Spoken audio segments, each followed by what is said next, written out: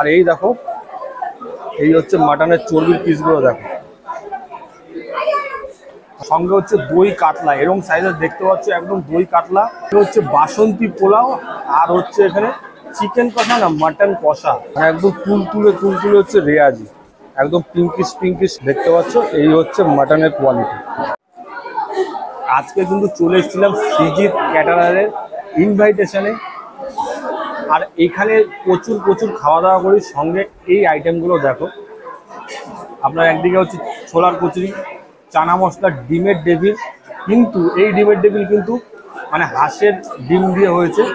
সঙ্গে হচ্ছে দই কাতলা, এরকম সাইজের দেখতে পাচ্ছ, একদম দই কাতলা।